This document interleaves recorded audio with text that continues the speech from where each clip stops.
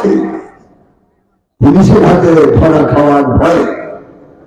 এটাও শেষ, এটাও শেষ, মাথার চুলো শেষ, এটাও শেষ। এখন কেমন দেখা যায় একটা ভালুকের বাচ্চা। এখন কি হলো,